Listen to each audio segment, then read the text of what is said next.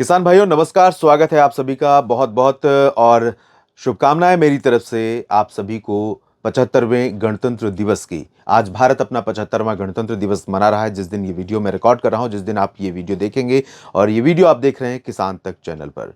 किसान भाइयों, हम सभी जानते हैं कि मौसम का खेती पर और किसानी पर बहुत सीधा इम्पैक्ट पड़ता है। और अगर खेती पर प्रभाव मौसम का नकारात्मक या सकारात्मक पड़ता है तो भारत या किसी भी देश की अर्थव्यवस्था पर और लोगों की जेब पर उसका असर प्रत्यक्ष या अप्रत्यक्ष रूप से पड़ना बहुत स्वाभाविक है। आप पर सीधे प्रभाव पड़ता है, दूसरों पर अप्रत्यक्ष रूप से प्रभाव पड़ता है, लेकिन पड़ता है। और इस समय उत्तर भारत के भागों में पहाड़ों पर बर्फबारी, मैदानी इलाकों में बारिश की संभावनाएं बन रही हैं। जनवरी के आखिर में और फरवरी के शुरुआती कुछ दिनों के दौरान उत्तर भारत की पहाड़ों पर अच्छी बर्फ गिरेगी और मैदानी इलाकों में ठीक ठाक बारिश होगी। इसके वीडियोस आपने देखे हैं। और इस वीडियो में फिलहाल मैं बात करूंगा उन चिंताओं की जो आगामी मॉनसून को लेकर के हैं। और अब भारतीय मौसम विज्ञान विभाग की तरफ से भी ये डिक्लेयर कर दिया गया है कि मॉनसून जिस समय आएगा, यानी जून में जब मॉनसून की शुरुआत होगी, तब भारत में नहीं कहूंगा, बल्कि ये कहना कि एल नीनो का प्रभाव, वो दानव, वो राक्षस जिसके चलते भारत का मॉनसून प्रभावित होता है और भारत में कमजोर रहता है मॉनसून, भारत में बारिश कम होती है और किसानों की मुश्किलें, किसानों के चेहरे पर तनाव की लकीरें, माथे पर लकीरें दिखाई देने लगती हैं। तो अच्छी खबर यह है कि इस बार एल नीनो राहत देने जा रहा है। न्यूट्रल कंडीशन या ला नीना की कंडीशन रहेगी, यानी कि भारत में मॉनसून अच्छा हो सकता है, एल नीनो से मुक्त हो सकता है। आमतौर पर एल नीनो का जो साइकिल है, एल नीनो की जो लाइफ साइकिल है, वो कई बार 1 से 3 साल तक रहती है, लेकिन इस बार थोड़ा सा उसने अपना टेन्योर घटाया है, जिससे भारत के मॉनसून को राहत मिलेगी। सबसे पहले मैं आपको यहां पर बताऊंगा एल नीनो अगर होता है तो इसका इंपैक्ट किस तरह से भारत में देखने को मिलता है। ये दिसंबर से फरवरी के बीच की संभावना रहती है एल नीनो के मौजूद होने के दौरान। एल नीनो के मौजूद होने के दौरान भारत का जो रीजन है, देखिए यहां पर दिख रहा है वार्म कंडीशन। ये इसका कलर बार है, उसको अगर आप देखें तो ये है वार्म। तो वार्म कंडीशन होती है जब एल नीनो होता है। इसके अलावा जब जून और अगस्त का समय आता है, जून जुलाई अगस्त का कोर मॉनसून सीजन का, मॉनसून के समय का, उस समय भारत में क्या होता है, ये है, आप देखिए यहां पर ड्राई कलर को ये इंडिकेट कर रहा है। तो भारत का central portion, south peninsular reason, east India और वेस्टर्न इंडिया में गुजरात तक, ये पूरा रीजन जो है वो ड्राई वाला रीजन रहता है अगर एल नीनो रहता है। तो ये हमने देखा भी है, अनुभव भी किया है। पिछले साल की बात करें, 2023 के मानसून की बात करें, तो इंडियन ओशन डायपोल ने जून और जुलाई में भारत के मानसून को, जून में तो नहीं, आधे जून से और जुलाई के महीने में मानसून को जमकर एक्टिवेट किया था। लेकिन उसके बाद एल नीनो का प्रभाव इतना बढ़ा कि भारत का मानसून सुस्त हो गया, कमजोर हो गया, और जुलाई के बाद अगस्त और सितंबर में बहुत कमजोर बारिश रही, जिसकी वजह से काफी नुकसान उठाना पड़ा। आइए अब और तस्वीरें देखते हैं। सबसे पहले वो रीजन देख लें जहां पर एल नीनो का मेजरमेंट होता है, यानी एल नीनो के लिए तापमान को मापा जाता है। यह है प्रशांत महासागर, जिसे पैसिफिक ओशन इंग्लिश में कहते हैं।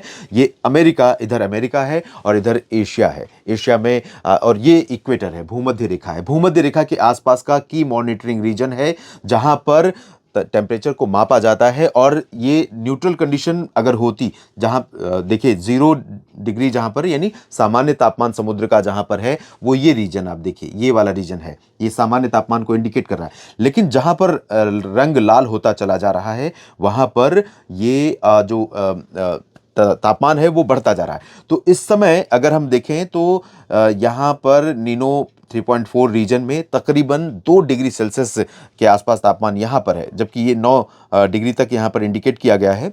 तो जो कलर यहाँ पर दिख रहा है वो लगभग 2-2.5 डिग्री के आसपास का है। ये करंट स्टेटस है इस समय का। लेकिन धीरे धीरे स्थितियाँ चेंज हो रही हैं, स्थितियाँ बदल रही हैं। और अब स्थिति बदलती है तो क्या होता है, ये मैं आपको दिखा दूँ।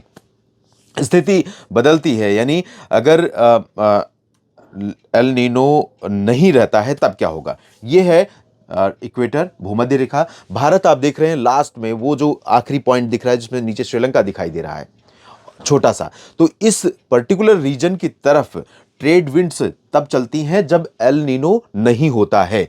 और एल नीनो नहीं होता है तो भूमध्य रेखा के ऊपर से प्रशांत महासागर की नमी लेकर ये ट्रेड विंड्स यहां से उठती हैं और आगे जो दक्षिण पूर्व एशिया के देश हैं, इनको पार करते हुए बंगाल की खाड़ी, और बंगाल की खाड़ी की नमी इसमें ऐड होती है और ये भारत के ऊपर पहुंचती है, तो भारत में जबरदस्त मानसून देखने को मिलता है। मानसून में अच्छी बरसात होती है। ये स्थिति होती है आमतौर पर जब एल नीनो नहीं होता है, नॉर्मल कंडीशन होती है। और जब ला नीना की कंडीशन होती है, उल्टा हो जाए, तो यानी टेम्परेचर बढ़ जाए समुद्र की सतह का, प्रशांत महासागर के इस रीजन का जिसका मैंने दिखाया और जो 2023 में था, तो यही हवा उलट जाती है। ये ट्रेड विंड्स यहां से पश्चिम की बजाय पूरब की तरफ चलनी शुरू हो जाती हैं, और जब पूरब की तरफ चलती हैं तो अमेरिका का जो दक्षिणी रीजन है, खासतौर पर यूनाइटेड स्टेट्स ऑफ अमेरिका का ये वाला रीजन, और जो दक्षिणी अमेरिका कॉन्टिनेंट का हिस्सा है, इन भागों में कई जगहों पर जबरदस्त तबाही मचाती है बारिश। वो बहुत भारी बारिश इस रीजन में होती है, और भारत की तरफ चलने वाली ट्रेड विंड्स कमजोर पड़ जाती हैं। भारत को ट्रेड विंड्स के रूप में प्रशांत महासागर से मिलने वाला सपोर्ट बंद हो जाता है और भारत का मॉनसून कमजोर हो जाता है। और अब आपको मैं दिखाता हूं कि क्या कह रहे हैं model, what are the chances.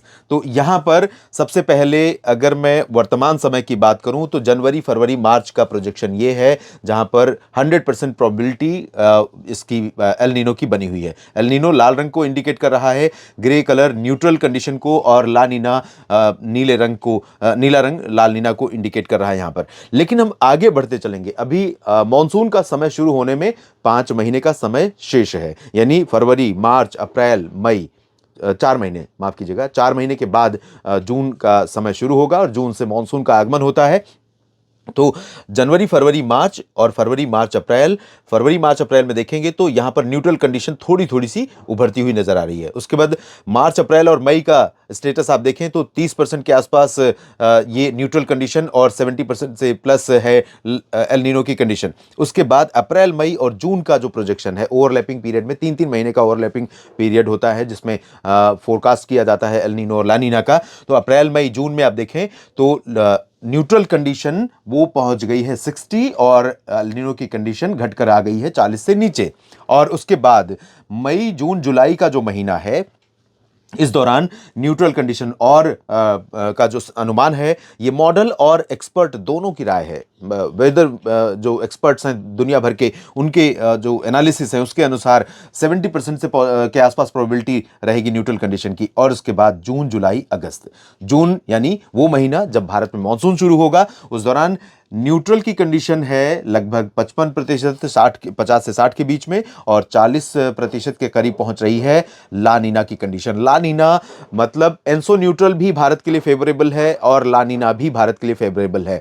तो ला नीना की कंडीशन की प्रोबेबिलिटी जून, जुलाई, अगस्त, सितंबर में जरूर रहेगी, बराबर एंसो न्यूट्रल और ला नीना दोनों की कंडीशन लगभग सेम रहेगी। तो ऐसे में उम्मीद की जा सकती है कि पिछले साल भारत के लोगों को, भारत के किसानों को, भारत की कृषि को मॉनसून ने परेशान किया था, लेकिन इस बार हो सकता है कि भारत का मॉनसून बेहतर हो। इंडियन ओशन डायपोल बहुत लंबे समय पहले फोरकास्ट नहीं किया जाता। इंडियन ओशन डायपोल जिसने कि काफी मदद की थी भारत के मॉनसून को बचाने में 2019 में, जब स्ट्रॉन्ग एल नीनो था, लेकिन इंडियन ओशन डायपोल के पॉजिटिव होने के कारण भारत में अच्छी बरसात हुई थी, और इस बार भी जुलाई में उसने संभाला था। और इंडियन ओशन डायपोल क्या होता है आप जानते हैं।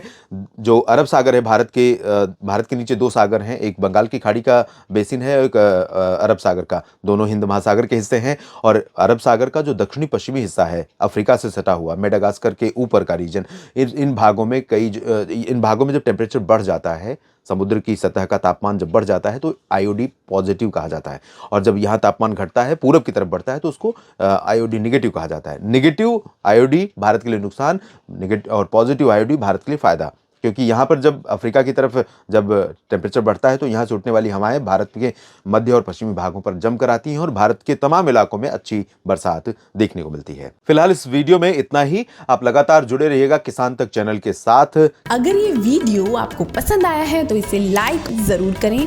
अगर चैनल अभी तक सब्सक्राइब नहीं किया है तो कर लें, और नोटिफिकेशन पाने के लिए बेल आइकन भी दबा दें।